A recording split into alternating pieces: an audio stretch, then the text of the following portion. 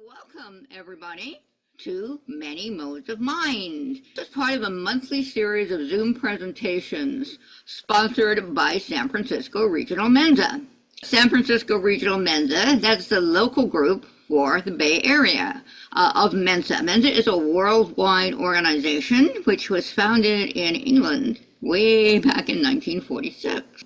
The idea was to create a group of intelligent people that were free of religion, politics, and racial distinctions. So Mensa obviously is a very diverse organization of people, and they have one thing in common. They passed the test and scored in the top 2%. You can learn more about Mensa by going to us.mensa.org. And you may be able to qualify without taking a test if you've had some kind of academic test like GEDs that you scored in the top 2% of. They will take that for qualification. So most activities for Mensa are arranged by local groups, and they're, of course, as diverse as the members. San Francisco Regional Mensa would be your local group if you're in the Bay Area. And it has activities ranging from in-person social events to online book discussions and these presentations. You can visit the SFRM website by going to sfmensa.org to learn more about the group. So with that, I'll turn over to Joe. Hello, and thank you all for joining us. I'm Joe Devney, and I'm going to be today's moderator for the panel discussion. Okay. The title for today's discussion is Many Modes of Mind. We're going to talk about human communication with non-human intelligences. Our panelists are all writers of science fiction or speculative fiction, and some of their work includes addressing the issue of interspecies communication. And let me introduce them now in alphabetical order. David Brin is both a scientist and an author. His PhD is in physics, and he has also studied astrophysics and optics. He has served as an advisor for both NASA and SETI, the Search for Extraterrestrial Intelligence. His science fiction books have won both Hugo and Nebula Awards. An important plot element in his novel Existence is a device that allows communication between humans and a collection of alien forms. Finch is the author of 8 novels and a number of short stories. She was born in the UK, but has lived in the UK for many years, in the US for many years. She has a BA in literature and MA in linguistics. Her works have Novella Award, the Compton Crook Award for first novels, and the San Diego Book Award for best young adult novel. Her collection of short stories about the Guild of Xenolinguists does include interspecies communication as an important part of the storyline. Ejner Fulsang writes hard sci-fi, which is to say, quoting him, every aspect of the science and technology has to be plausible. That plausibility is supported by his background in engineering and his 10 years working at NASA to help scientists write proposals for space missions. Ejner has previously made a presentation to San Francisco Regional Mensa on how humans can go about becoming a spacefaring society. Pat Murphy was a writer for many years at the Exploratorium. That's a hands-on museum of science, art, and human perception in San Francisco. And she has also written science books for children. Her writing, both fiction and nonfiction, has earned her a long list of awards. Of short stories, Points of Departure won a Philip K. Dick Award, and one story in it, Rachel in Love, won a Nebula Award. Interspecies communication is an important part of that story. And to our panelists, I will confess that I'm out of my league here. I do not write fiction because I think it is too hard, and I am more than impressed with all of your accomplishments. Okay. So let's move on to the discussion itself. So we're talking about communication today. And of course, we can have communication without language. Lots of people communicate with their pets, even though there is not a shared language. The conventional wisdom among linguists is that the ways animals communicate with each other do not amount to language. Language has certain properties that animal communication does not. You need language to talk about abstract ideas, or about things that are not present or things that don't exist. And language is arbitrary. It uses whatever words the speakers agree on. So hand in English and mano in Spanish refer to the same thing, but are used by different communities. And languages have rules of syntax. Now, here's a question for the panel as a whole. When we talk about interspecies communication, are there species on Earth that you think might have some of these features in their communication, even if not all of them? Anybody want to jump in here? Yes, Ejner. I guess I disagree with the conventional wisdom of linguists. I mean, I Okay. consider the tactical sophistication of wolf packs, killer whale pods, lion prides, and/or chimpanzee troops while they're in pursuit of various prey species. The complexity of their tactics resembles that of a modern offensive football play, and they do it without a playbook. I would posit that not only is a high level of intelligence required for this, but that an equally high level of communication skills are also required to adapt their playbook to the current situation, much like a quarterback calling an audible in to adjust the play that the offensive coordinator just radioed in. So I guess I feel that just because modern linguists can't decipher wolf speak doesn't mean it doesn't exist. I think that's a great point.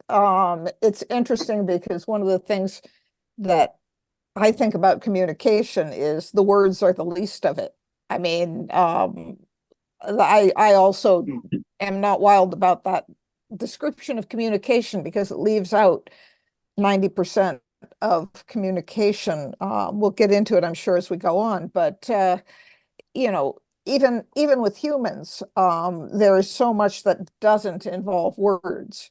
And we'll get into that when we talk more about the different things we've written. But the other thing is that description implies that if animals were to speak, they'd only speak about what's happening right now. But if you look at studies of crow behavior, crows remember things from a long time ago. They communicate that to they're young. I'm sure you've heard about the experiment where someone wore a mask and was mean to crows. And not only did all those crows remember him forever, they also communicated it to their young. So the next generation of crows would also harass him when he walked through the campus if he was wearing that mask. Yes. So it's interesting. I'd advocate for a more expansive notion of what communication is, and I distinguish between words and communication myself. Okay, I would just make a correction. What I read was not the definition of communication, but specifically language. Language. Yes. Mhm. Yeah. So that they make a distinction between communication and language, and that was what I'm going to bring up there. Yes. Okay. All right. It would seem to me that there is a simplification in that first concept of hand. Many words have an exact translation, but the meaning behind it or the associations with that word could be wildly different. This was brought to my attention long before I realized my interest in linguistics. We were living in Germany for 2 years, and it was in the early 70s, the time of great feminism everywhere.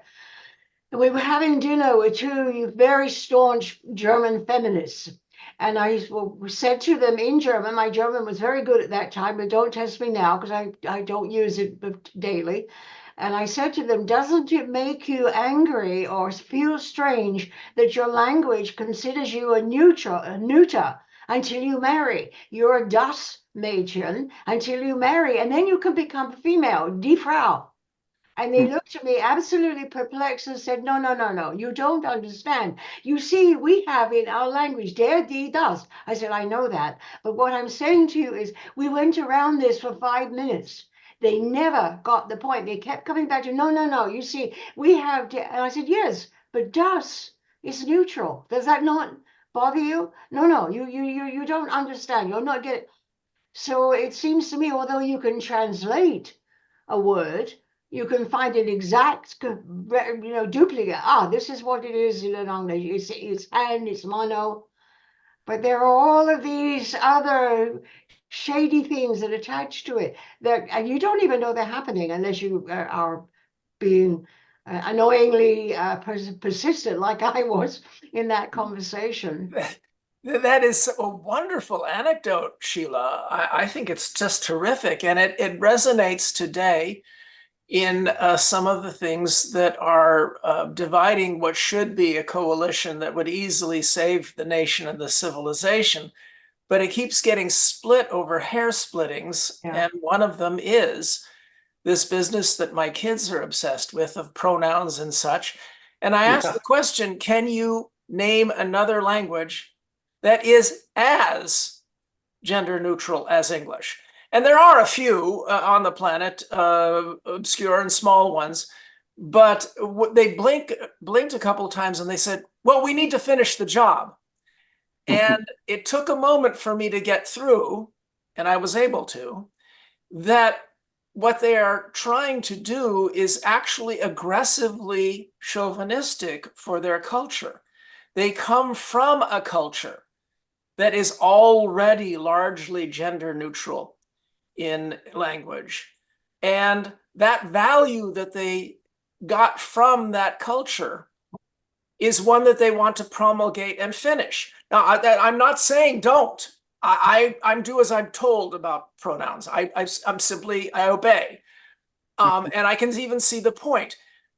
But to enforce such linguistic niceties without a sense of perspective of where you stand, because native speakers of most languages think this aspect of our modern fixations is crazy. Completely crazy, because to ask them to eliminate their pronouns would be an insuperable task. Okay, I think we might be going off on a tangent here. I would just point out from the point of view of a linguist, English is unusual in that our personal pronouns are so closely tied to physical or biological gender or sex, and that is not the case in a lot of other languages. So these discussions can't even happen in some languages entirely. I know you want to say something? I just wanted to point out that with respect to the pronouns today, my wife actually made me a wallet card so that I can negotiate the minefield of gender pronouns. Until I get that wallet card figured out, I'm going to stick with I and me. Well, the huge irony is that science fiction did these explorations of alternative pronouns in the 70s and 80s. Yeah. Lasny, Varley, C.J. Cherry, so many lovely patterns that could have been adopted. And we just are not mined for the things that we mined, that we explored for this civilization decades ago. Well, language changes nouns and verbs over the centuries. I mean, you can look back even just as far as Shakespeare's say, and you can see the change that has happened. Words to look at. I used to use with my students the word silly. What does silly mean today? Well, it used to mean holy, and it meant innocent, and now it means stupid. So it's easy to change those words, but try changing the articles and try changing the pronouns, and it's much more difficult. Yes, they're different class of words. Look at the problem with they. Shakespeare used they as a singular pronoun, but we're still up in arms over it. Every English teacher that I've ever encountered has marked that. I was up at my children's school a couple of times saying, excuse me, Shakespeare used they for a singular, but it's not allowed theoretically. It's kind of like the equivalent of genetic drift. Where we've got linguistic drift. Genetic drift being caused, you have an ice age, a glacier causing people to move to the coast, and they don't meet up again until thousands of years later, and they discover that they have physiologically become differentiated by genetics. Well, what does they say about England and America, two nations divided by a common language? Yeah, very much so. Okay. Yeah. And in science fictional terms, both different meanings. Okay, I want to change direction a little bit. Let's leave humans out of the equation for now. Can anyone give examples of communication between unrelated species in the wild. Since we're talking about interspecies communication, let's not talk about people for the moment. Well, there's certainly cases of chimpanzees and gorillas adopting pets. So the ability of, for instance, Coco to have a kitten, and this happens quite a bit in nature. And I think Pat has more experience with this than I do. Well, I was just thinking about wolves and ravens, where you used the example later on of, or when in your notes, Joe, about various human activities alerting animals to do something. Yes. Ravens will alert, ravens follow the wolves and scavenge on their prey and sometimes chase them away from their prey. And there's sort of a, I wouldn't say it's a symbiotic because it doesn't benefit the wolves, it's the ravens, but that's an example of animals sort of following each other. Well, Yeah. I have heard case studies of vultures going out of their way to attract attention from humans if they see a not dead but wounded animal. Oh, interesting. Yeah, I've spoken with some of the people who tried to set up indestructible abacuses along elephant migratory paths. And the experiments looked promising, but they failed because the elephants are very strong. And so they destroy the abacuses, but there's talk of trying it again with indestructible encased touch screens. And I think that would be wonderful because, of course, elephants are anomalously intelligent. Let me just say a little bit about my own background. Many of you know that I've done work on in fiction about cetaceans, and my novel Startide Rising is on the bookshelf of most of the CETA researchers.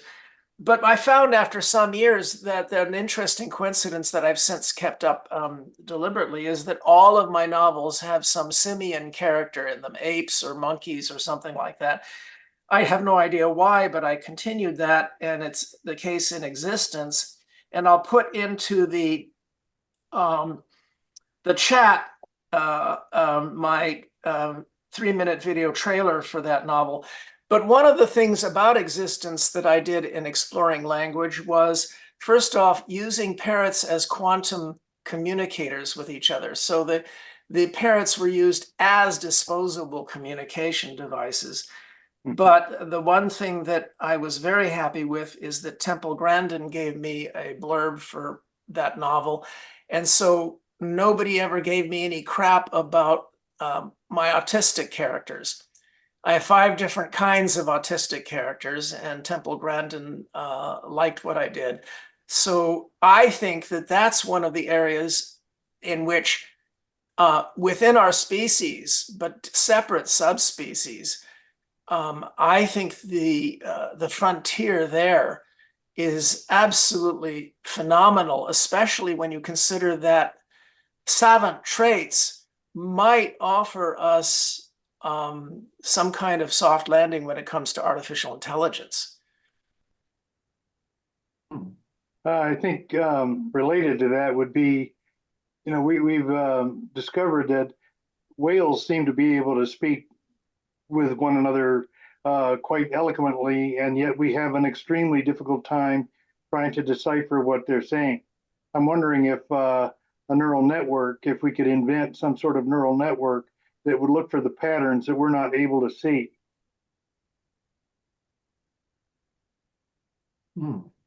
I sort of jump in here, and this may be a tangent because I'm not sure I completely have finished going through what I think about this concept, but it seems to me there's a divide between animals that use some kind of vocal communication and those that don't. We Yes. have a lot more possibility of breaking a language barrier with something like a dolphin that's issues clicks and whistles. There's something we can work on. But then you come to my favorite of the moment, the octopus, which doesn't do that. and which therefore is extremely difficult for us to even get started on the language issue.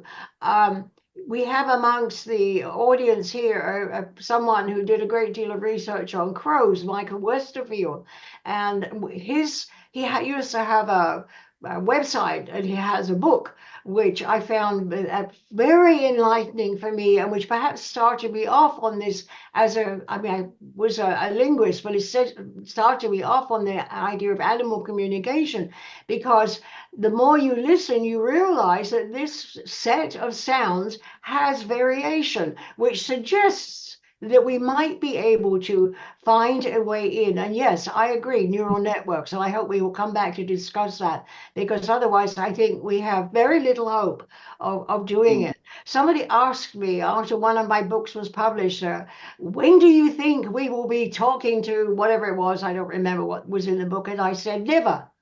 And they looked at me and they said, what? I said, well, to tell you the truth, after writing the book and having done all the research, I don't think it's possible. I was in a pretty bad mood at the time, because I don't think I would go that far out on a limb anymore.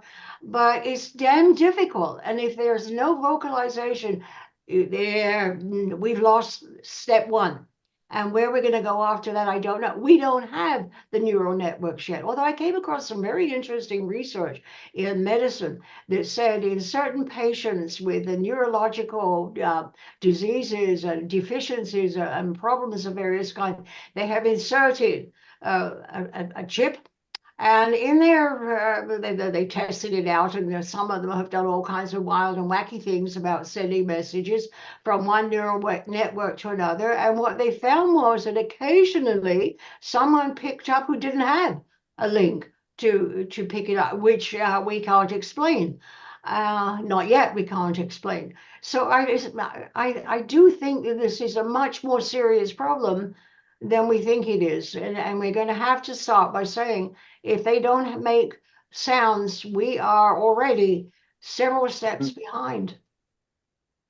And if that went off a tangent, I apologize. No, I think that's great, because I think one of the issues about looking at language is, again, it's that notion that we're looking at words rather than context of what I am saying when I swim upwards and flip over on my back means something different than what I'm saying if I make the same sound and I'm diving. Even in human communication, context is so important in interpreting what someone means. One of the things that's related to your discussion about your trying to have that conversation with your German friends.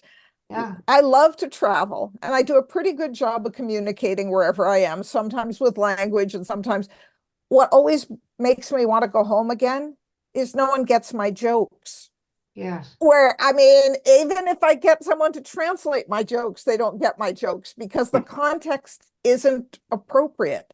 Right. So what do you know of what an octopus's context is? How much is about the chemicals in the water? How much is about positioning? How much is about, there's so many factors that could be involved in communication that are not about words or sounds. And that's the big, the thing that makes it so This is tough. where John Lilly went off the track all those years ago with his dolphin research, because he wasted so much time and so much energy trying to teach the dolphin to speak English.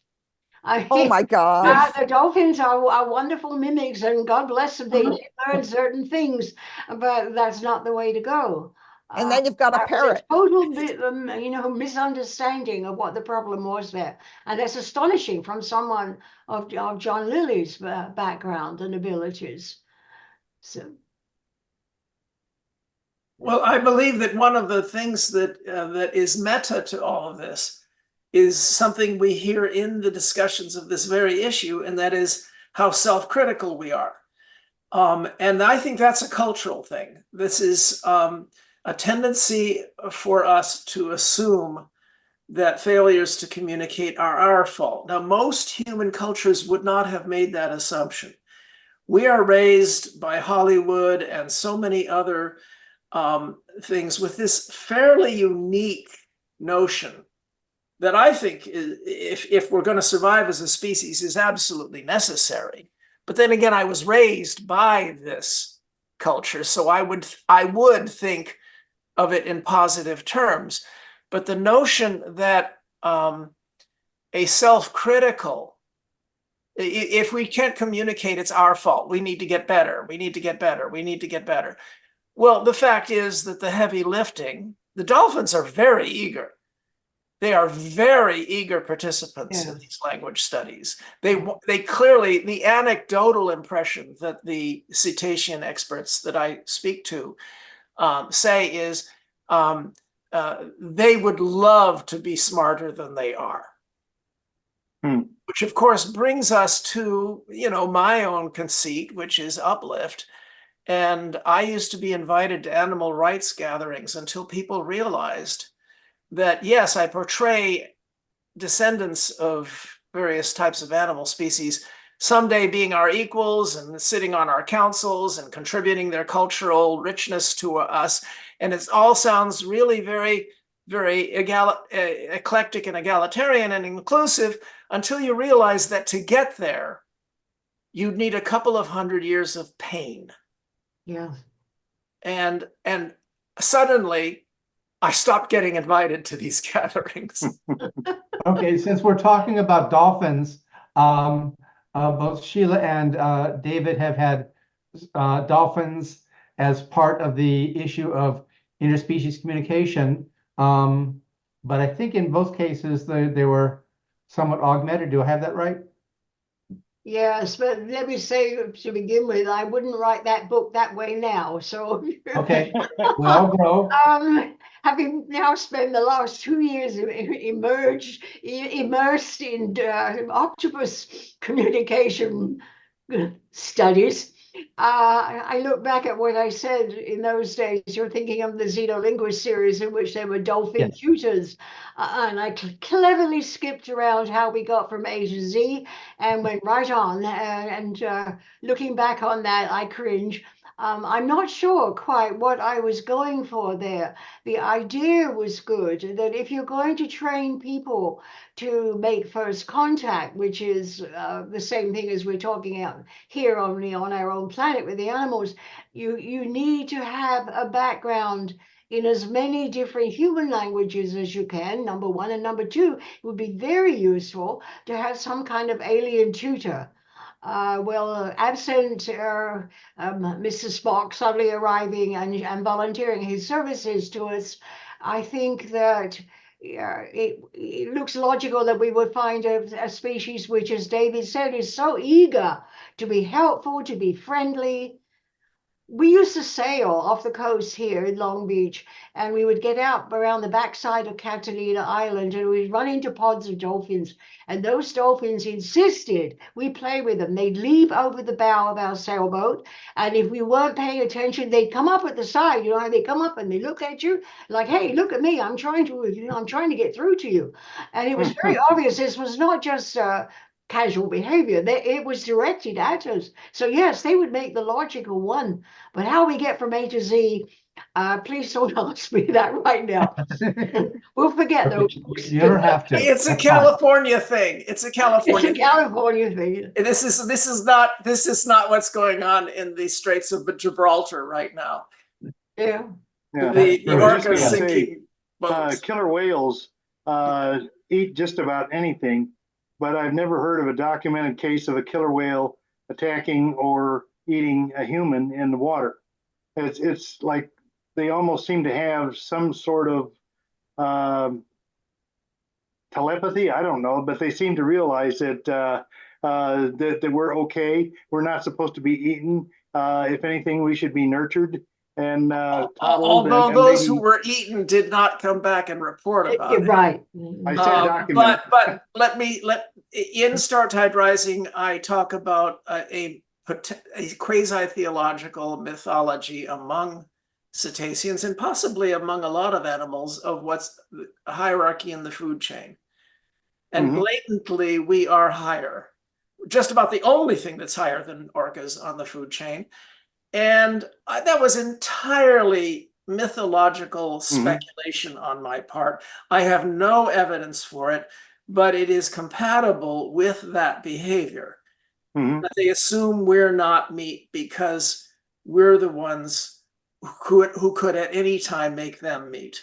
Yeah. Have. And I would say that the same thing occurred. I read this account of a diver in Antarctica. He decided he was going to really throw caution to the wind and try to interact with a leopard seal under the ice. And leopard seals, as you know, they're just about as willing to eat anything as killer whales. And yet the leopard seal noticed the diver and was very concerned about him, came up, examined him, and then went down and found something to eat and brought it to the diver and offered it to the diver. And it was very worried that the diver was not going to survive there if he didn't get some help from the leopard seal. I think this is very consistent with this desire that, at least among marine mammals, that we reach out, that we try to find something common to talk about. And this is compatible with what Pat was talking about. Yeah, yeah. Where intergenerational, there is an anecdote that fascinated me. We see all over now, thanks to YouTube and TikTok, examples of animals coming to humans in order to have intervention for the damage that was done to them by other humans, mostly. Sometimes shark attacks and things like that. But mostly it's fishing nets, fishing hooks, or damage by poachers. But there seems to be an awareness among many of them of the distinction between good and bad humans. And in one case, this young elephant went over a mountain to a place along their migratory path that its matriarch had been on, but he had never been on. Went over the mountain to a nature center and asked for help. I have no idea what that means, and we have to beware of anecdotes. I agree with you. Especially the internet is full of wonderful stories about animals that did this, and my friend the cheetah that did that, and so on. I have to take it with a grain of salt. However, there are so many of these anecdotes, and they have been around for hundreds of years, of attempts at cooperation, which we have dismissed as perhaps in our wisdom today, oh, well, that was just, misunderstanding on our part, but it was very cute behavior of the animal. No, I think it was directed, and at least it indicates extreme intelligence, and more than that, it illustrates empathy, their ability, the idea of mind here, that to be able to put themselves into a human's situation and make some kind of attempt to understand that. That's obviously what's going on. So that's a good sign. That's something we could work on. That plus an ability to verbalize, and I don't doubt we'll do it. But minus that in a creature which is very hard to understand, although even that, the octopus, for instance, only now are we beginning to see some interaction from an octopus with humans that was meant to be. It was deliberate. And that perhaps is a very comforting thing. Otherwise, we're stuck. One of the things I find so fascinating about cephalopods and octopuses and all that is that their fundamental notion of lifespan is so fundamental. 3 years maximum, yes. Yeah, they simply assume. Big unanswered question. They assume the life cycle of the cicadas, that there is an arc. And dissatisfaction with their completion of their lifespan is probably something they would find in us insane. Yeah, I don't know. That is the big puzzle. And that it seems, as far as evolution is concerned, it's a huge waste to have developed such high intelligence, and they are highly intelligent, and their skills there are tremendous. Off what, 2-3 years of existence, and then they're gone. It is a big puzzle. And I don't know how to answer that. Perhaps there is no answer to it. Given that they have such a short life expectancy, how do they get so smart so fast? Yeah, there's that. There's that. Excellent And question. it's not passed down through the generations, because when the batch of little octopuses hatch, mother dies. Right, and it's Oh gotta yeah, be, they're on their they're own. passing it They're down little in the teeny firmware, things that big, and they're on their own, you know? right? So no, I mean, this is not hereditary, which is, one of the things that the animal scientists are interested in finding out, how much culture is passed on down and not just reinvented each time. Well, it certainly has to be reinvented with the octopus, or else it is born in them already, because it's certainly not passed on by the parent. Parent has Well, no, I would challenge you a little bit on that. In the field of epigenetics, essentially, like for instance, if you take a butterfly, it starts out as a caterpillar, goes into its pupa, and then emerges as a butterfly. But if you take the DNA from the caterpillar and the butterfly, they're exactly the same. It's just that because of epigenetics, it knows when to apply what gene, when, and in what way. So I'm kind of wondering if there might not be a means that octopi use to pass on knowledge learned, like, okay, this is a jar, it has a lid on it. If you do righty-tighty and lefty-loosey, you can manipulate that jar and get at the goodie inside. I don't know how they're communicating that, but that's a big it seems question, like isn't it? a standard It really test of is. intelligence for most octopi. Yeah. Well, Gene Owl in The Planet of the Cave Bear, and at least 5 or 6 others that I could think of if I dredged this aging mind, have suggested alternative epigenetic memory. She posited that Neanderthals, that's how they made up for the fact that they were slower witted. Fact, I misspoke just now. The presumption when she wrote those novels that they were slower witted, less inventive, but had an advantage of passing on information that when the humans arrived was simply too slow a process for them to survive. But of course, that was an utter fictional speculation about an epigenetic transfer of knowledge between generations that I don't think has any basis whatsoever. Still a good story. I want to take this and go to a real life example of human communication with an animal and see what we can learn from this one. And the example I want to bring up is the honey guide birds in Mozambique and elsewhere, because they cooperate with human hunter-gatherers by leading them to bee nests. Interesting. The humans break into the nest to get the honey, and the birds get to eat the wax and the bee larvae. Yeah. There is some communication between the two species because the people know how to call to get the birds' attention, and the birds have ways of signaling to the humans to follow them to the bee nest. Now, I would not call this necessarily a language, but it's some sort of sophisticated communication. And can you imagine humans communicating with some other intelligent species like this? And is this sort of cooperation, would you see that the beginning or the goal of some of that sort of communication? Pat. Well, I was going to say, I think there are examples of that sort of communication happening, but often they are spontaneous. And I mean, one of the ones that story I love is the crows who drop the nuts into the crosswalk, wait for the light to change, and then go pick up the run over nuts and get the meats out of the nuts. Yeah, I think that's a different sort of learning. It's learning, but it's a signal that they're paying attention to, and I think something happens where something benefits a member of a species.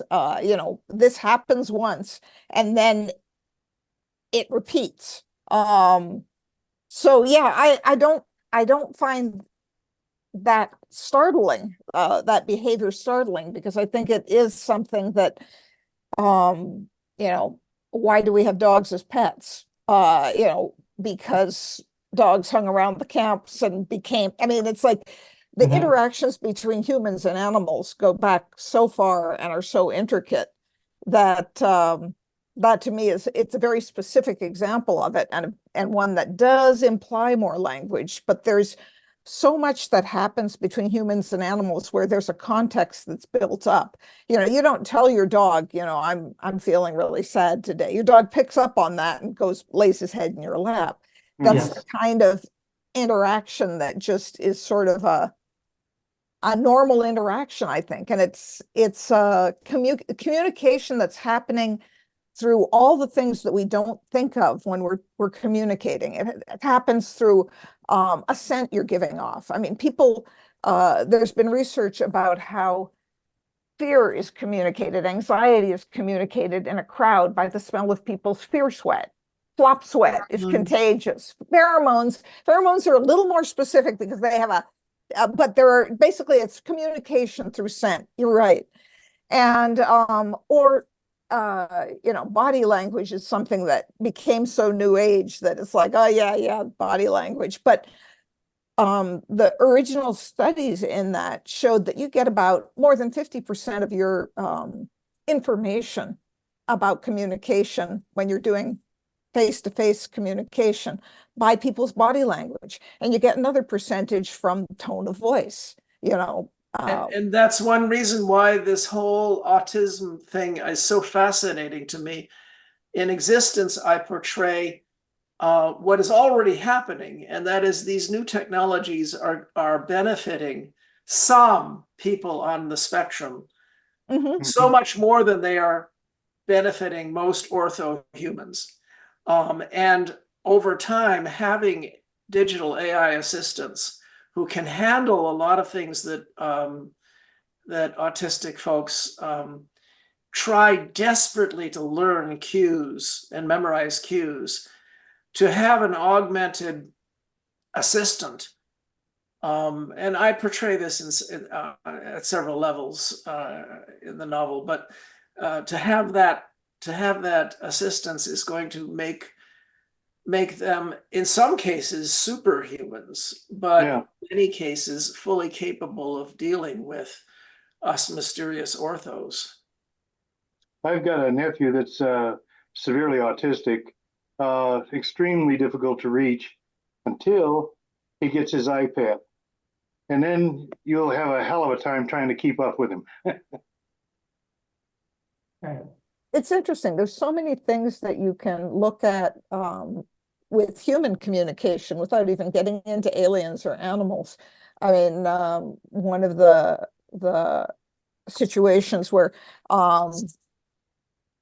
the deaf language, you know, the signing language uses so much more than just words. It uses the body language, and there's just, I mean, one of the things, if we ever get into the, you know, stories you've written about communicating with aliens, my characters always communicate with aliens more like you communicate with cats, because there aren't words and language. It's sort of, I had a story about a little old homeless lady who found, she would pick up things in the street and put them in her basket. She picked up an alien claw, which was part of a spaceship, and brought it home and sort of adopted it like you adopt a kitten.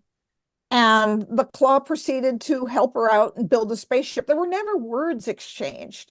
It's more, and this is how I get along in foreign countries too. I guess I'm a kitten or something, because I'm going like, I don't speak the language, but I can gesture like, you know, and I can be enthusiastic, and you can tell I'm friendly. And so language for me is like, you know, it's part of it, but it's a small part of it for me. Okay.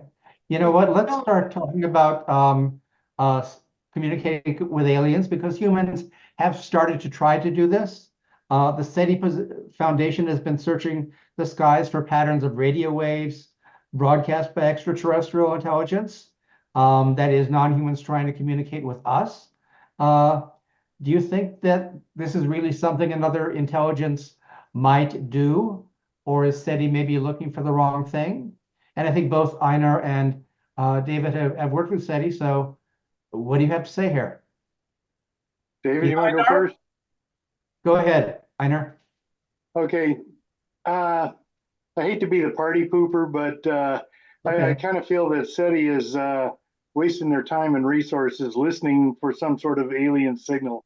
You know, if you look at it's pretty easy to see what they're listening on. You go to Wikipedia, and they're listening, you know, for the hydrogen line supposedly, and then they've got a bunch of frequency coverage spanning 0.5 to 11 gigahertz, and all of those signals suffer from the same inverse square attenuation, meaning that no matter how strong your signal is, it's going to be able to reach out at most maybe 100 light years.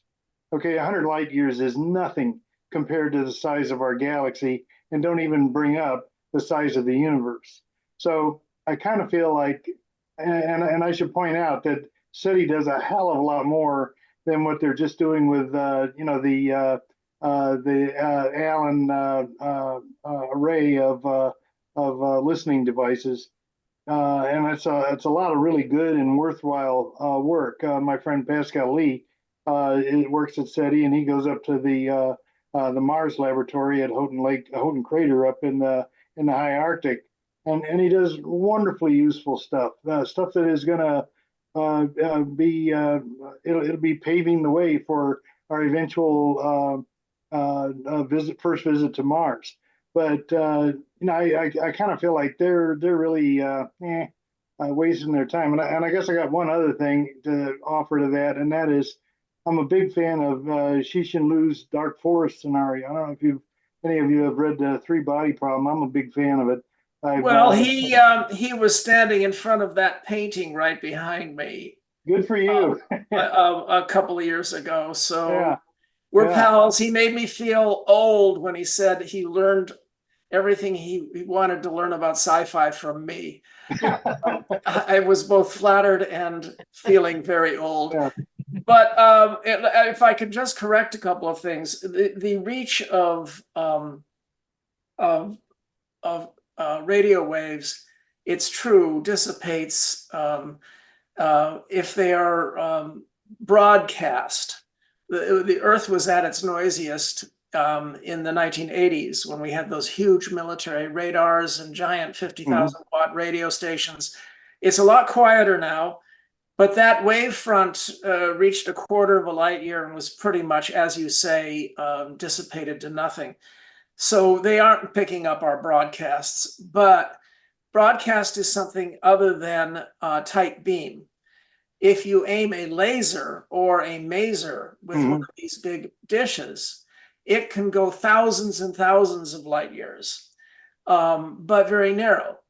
So I am involved in about a third of the SETI community resigned from all of our advisory council positions about 20 years ago in protest over this stupid thing called METI, messaging to extraterrestrial intelligence. And what Liu Cixin points out in the three-body problem, I think he exaggerates, but he points out that it could be a very, very bad idea to leave our descendants with a fait accompli based upon simple-minded assumptions.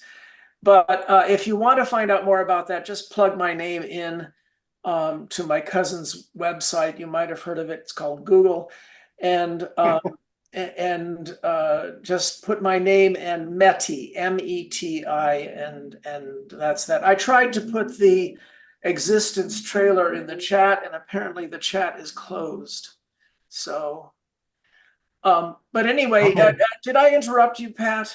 No, you didn't. I'm looking to see if the chat is closed. That would be too bad. Can I just interrupt here? I'm having the chat go directly to me and Joe, and if there's anything you want to post to everyone, I'm just copying it over to everyone.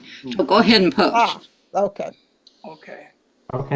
I like his Dark Forest scenario, which implies that neither party wishes to be discovered because for fear that the other might want to eliminate you preemptively. And so it's in your best interest to keep your mouth shut.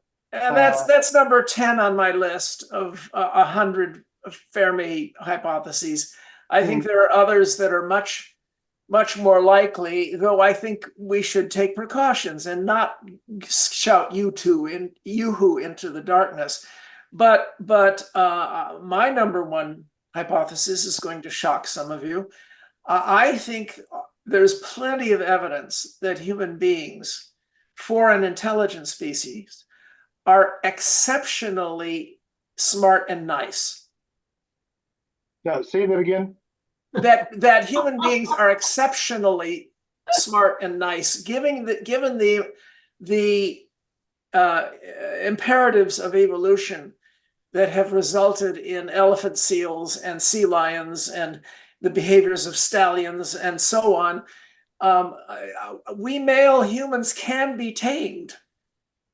And that's actually quite remarkable, I think. You guys, you women have to work very hard at it, but we can be sometimes. At least I try to be tamed. Well, look at Vladimir Putin and I said many can others. be. All the wars that have been caused in the history of humanity have typically been started by dictators. I mean, and most dictators are men. I don't know, David. I think you're going out on a limb there. You're giving us way too much credit. I think that one of the reasons for the silence is that it's worse with almost every other species. Okay. And David, you I'll mentioned. prove that one way or another, so we should probably just leave it there. Yeah, I think we're wise to let that one be. Yes, yes. Okay, David, you had mentioned communicating directly with another extraterrestrial species. We are doing that in a very small way with the plaques on the Pioneer and Voyager spacecrafts. I have no objections to that. If they can recover the Voyager, they're already close enough. They know everything about us. In any event, radio waves are inefficient over long periods of time. It's far more efficient to send physical probes, and my novel existence is about that. Okay, my question is, would some other intelligent species out there somewhere, would they understand the message that we put on those plaques? Would they understand the line drawing of human people? Well, that comes back to what we began the discussion with, doesn't it? As to Yes. you and I have differences in our reaction to dare, D, and does. If they have evolved similarly, which is remarkably unlikely to Yes. us, they may, but it has to do with inner concepts. It has little to do with language, whether it is visual, as in the plaques, or verbal, is in the recordings that went out on some of that with songs and language and so on, which probably would be absolutely impermeable to an alien, especially one that did not use a vocal language, which used something else. What if their language is gestures and pheromones, and we send them a beautiful recording of songs and languages from absolutely inscrutable. So I think we've got to get back to, are there any concepts that intelligent species would have to have in order to communicate in any kind of way, pheromones, gestures, verbally, whatever it is. What concepts would have to be? I think it might have been, I think this comes out of computer science, the idea of looking for actions, goals, and results as being something that was universal, and perhaps more than universal, meaning universal in the sense of the universe, not just everywhere on Earth, much more so than what we used to say we would look for in languages, a doer and an action and a result and so on. So I really think that that problem has got to come back, and I suspect that our biggest invention so far is artificial intelligence, because here we actually have invented an intelligence which doesn't work the way we do. We thought it did because that's the only way we could make it, right? We could not invent something that we didn't know ourselves. Yes, it's gone much further, but it had to be rooted in the way we worked, but it's gone beyond that. And from what I read, it will continue to go beyond that. That may be a very good thing, providing we don't irritate the hell out of it so it decides to destroy us. that may be the way that we will work. But how we are going to find out what are those core concepts lie even in the heart of the slime mold. Otherwise, we've got no chance whatsoever. I want to jump in on the artificial intelligence, because artificial intelligence, as it's currently being used as the tech darling of the week, is basically autocorrect on steroids. It's a pattern recognition system that can only repeat the patterns it recognizes, and often repeats them incorrectly or puts them together in ways where a native reader would say, wait, what the hell? I feel like science fiction has a little bit of we have sort of helped create a problem with all of the stories that have been written about the robot who learned to cry, or the Hal who had a breakdown. I mean, there's we've created a mythology of the sentient machine, and we're not there, but everyone's ready for us to be there because of all the stories they've read. And so they'll look at something put together by AI, which is basically cobbling things together. And it's got a great database, having stolen it from many, many, many writers. And the language recognition models can do interesting things, but they are basically a pattern recognizing model, not a model that will break patterns. And that's where human creativity comes in. Absolutely right, Pat. They Yeah. are correct.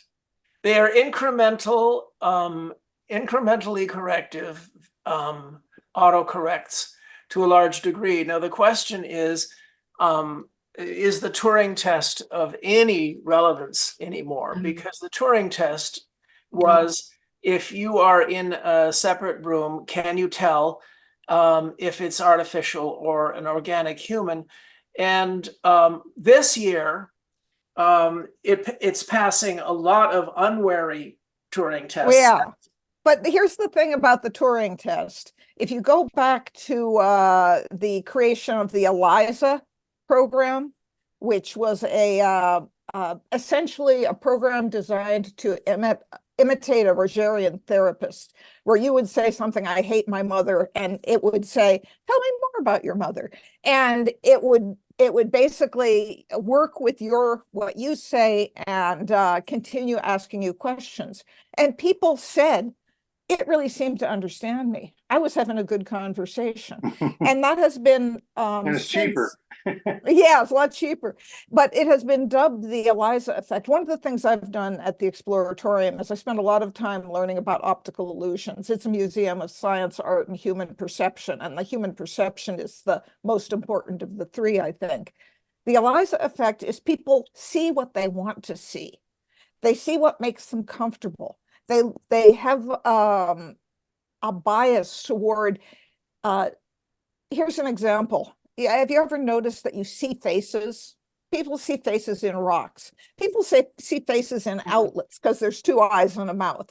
People see faces in car grills. What's that? I saw Jesus this morning on my toast. Yes, you saw Jesus in a piece of cheese. And that's because we're programmed to recognize faces because they're human. We want to see faces. We want to see other humans. We want to see evidence of intelligence. And I think there's a great deal of the ELIZA effect going on with AI. More generally, pareidolia. Yes, yes. Yeah, that's a fancy word for it, but that's a good fancy word. I like it. Yeah. The point is that this year, most folks who are savvy to what Pat was talking about have not been easily fooled by AIs when they are wary Turing tests. But we all know that we will be fooled next year. Sure. Which is why we need something else. And the only thing that can keep up with AIs, even if they're not sapient, and I agree with Pat that they aren't yet, there's very major tools missing, but whenever AI comes along, it will be able to speak instantly because these things are available. In other words, we're making the peripherals first. But the point is that this these guys are ignoring the fact that the only way we can find a soft landing here is if we take the things that can hold AIs accountable and use them, and that's other AIs. When you are attacked, as some of you have been, by the hyper-linguistically skilled predatory entities called a lawyer, what do? You hire your own hyper-predatory, supremely linguistically skilled a predator. And that is the point that I've been trying to make in a number of speeches since I got sucked into this AI thing.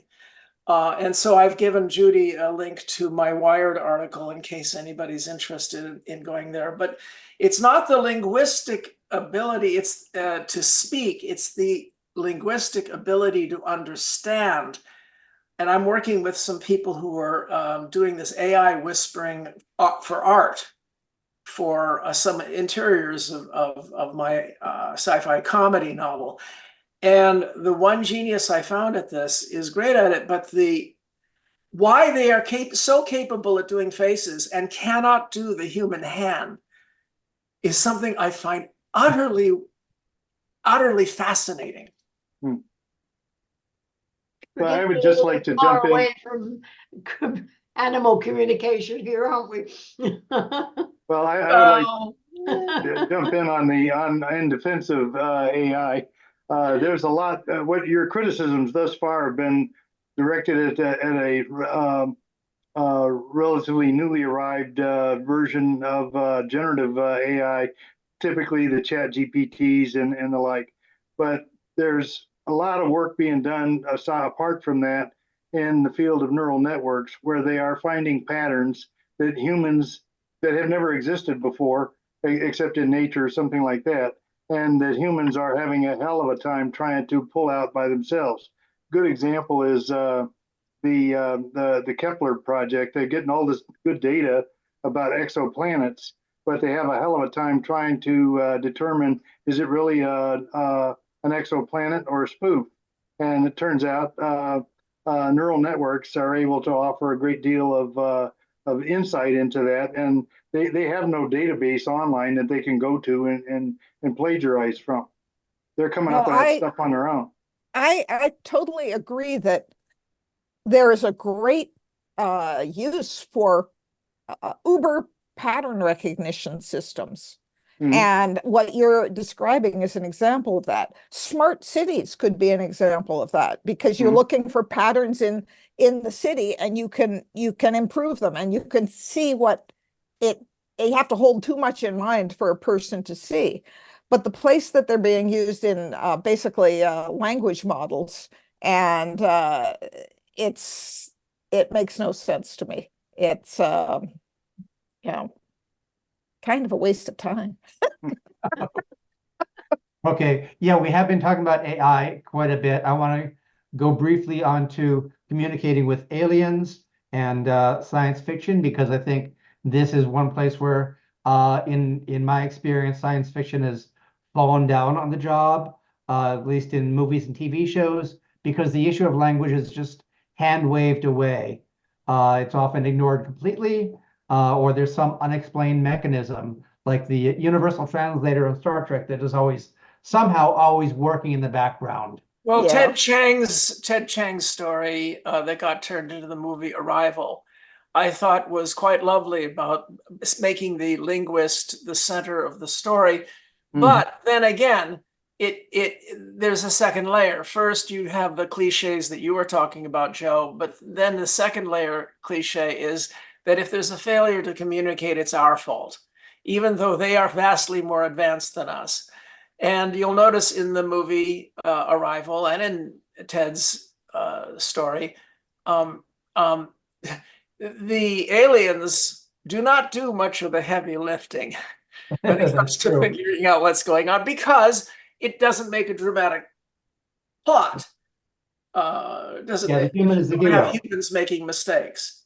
I think we've come a long way, though, in science fiction, because when I came into the scene, which was in 1980, I can remember the first novel that I wrote, which was about turned into my Guild of Xenolinguists, and being told flatly by more than one editor that people were not interested in how language worked. And I said, I don't like the concept of, the universal translator. Well, the universal translator takes care of it. Well, who programs the universal translator? We're not interested in that. And they flatly told me, nobody is interested in that.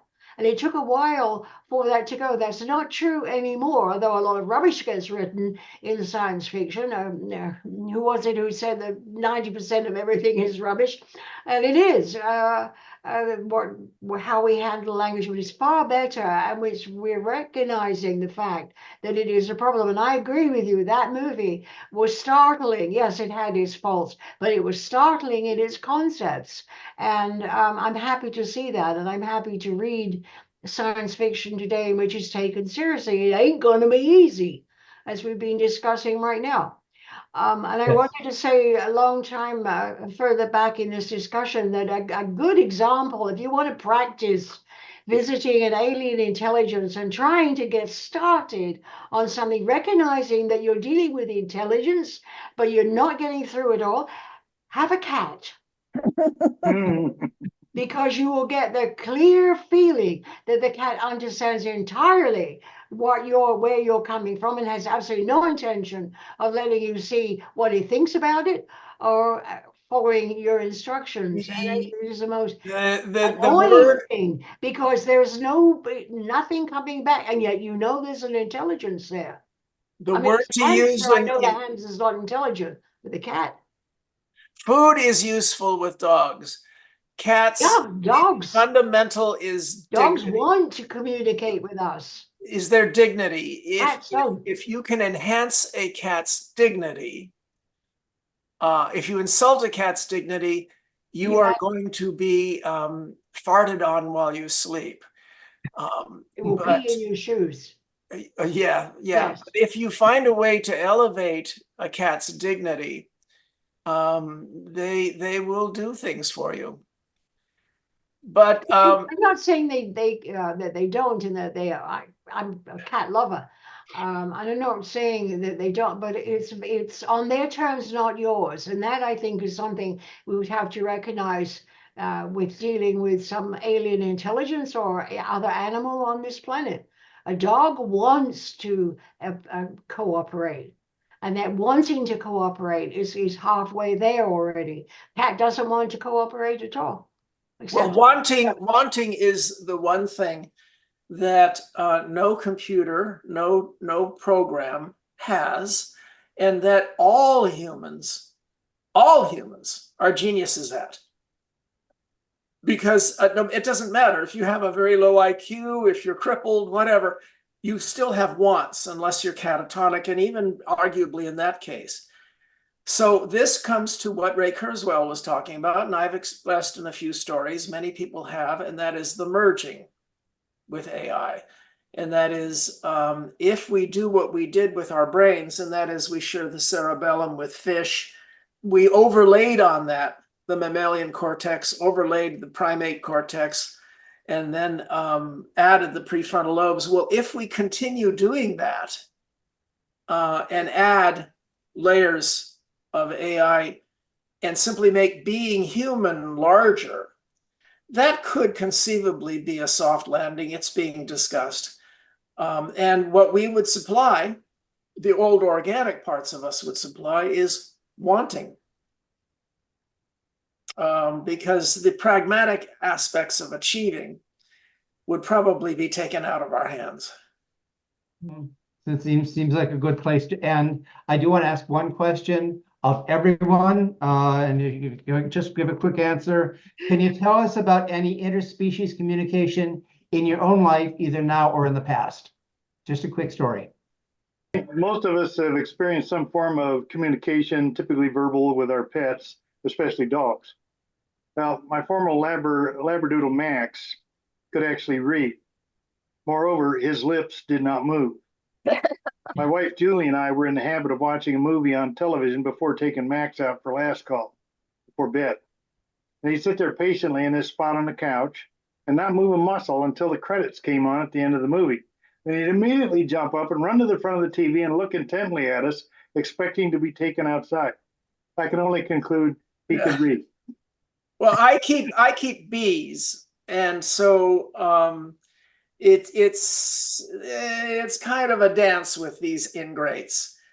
They can be very nasty when I'm trying to do something for them. But on the other hand, whenever I'm stung, my arthritis goes away. So I don't know. I only have mild arthritis, but it all entirely clears up every time I'm stung. Okay. Okay, I am right now having an interaction with alien intelligences, only intelligence is perhaps a misnomer. I have quail who visit our backyard. Oh, you And told they about have- that. That's great. They have right now it's the spring, and we have the two parents coming through with small flocks of baby quail. Baby quail are about the size of a ping pong ball. Their brain is about the size of a BB. And mom and dad will come into the yard and they jump down from the retaining wall, and all the chicks sort of fall down from the retaining wall, but then get up and are running around like little wind-up toys. Then mom and dad just leap up to the top of the retaining wall, and the chicks are down there going, hey, wait, what about us? And they cannot fly up to the top of the retaining wall. There's much goes on each time this happens. I am trying to build a baby quail ladder, or stairway. I've gotten a stairway where the baby quail will go up 3 steps. And apparently baby quail don't have the concept of up. So they don't just continue going up the steps. And so I have to figure out a way to get them to go up the steps and to get mom and dad to go up the steps as well. So this is a challenge. I will report back when I have succeeded or admitted failure. Right now, what happens is mom and dad usually come back down, and then they go around and they have to go through a different yard, and then they find a way out. But they really, what they want to do is go up to the top of the retaining wall. It's only like 2 feet. Oh, there they go. My window looks out here. But the mom and dad do it with an effortless one flap of the wings, and they leave their kids behind and have to go, hey, wait a second. I thought you had the kids. You have the kids anyway. So that's my effort to communicate. Okay. Thank you.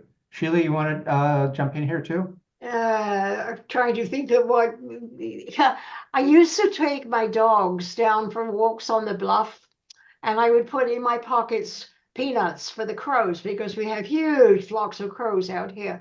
And I would feed them. I'd throw peanuts out for them. Well, there would always be a bunch of crows who were not satisfied, and I'd run out of peanuts, and they'd follow me home, cawing and annoying me and buzzing me and everything. And finally, one day I stopped and I said, I have no more. And it was just like, oh, and they went. And after that, it happened a number of times. Now I feed them on my balcony, and there are times I go out there and I say, look, guys, I put out all the peanuts I can, and you're causing a problem now because my neighbors are finding peanut shells and they don't like it because not everybody likes crows. So I think you better go away. And they do. Now, what they pick up from me, I don't know, tone of voice. But for a moment there, it's almost like I can have an illusion. I am talking to the crows, you know. Any day now they're going to say, "Oh, got it," you know. I bet you were. But yes, I have a habit of talking to animals. Eventually, my children will have to have me put away because, you know. It's But a terrific yes, anecdote. it was very scary when that time when I just said I have no more, and they just, oh, okay, and they went. That's a terrific anecdote, Sheila. Your first published work was in 1980? Yes. Same here. Oh, Yeah. class of 1980. Yeah, with a story in Asimov's under when Shauna McCarthy took over from what was his name who ran it? Pat and I are of a time too. She was a young whippersnapper in our workshop. Yeah, God, I feel All right. old now. Maybe it's time to just close this up. Thank you, Joe, for being our moderator. That was I was just gonna fabulous. say, you did a great job. Thank you very Wonderful much. job. It It's was like fun. herding cats, and we all know what herding cats is like. You can't do it. So Yes. Yeah. And I want to thank the audience who joined us on Zoom. Yeah. Thank you all for your time, for the panelists. Now, All right. we're in 1980. Thank you for your time. bye-bye.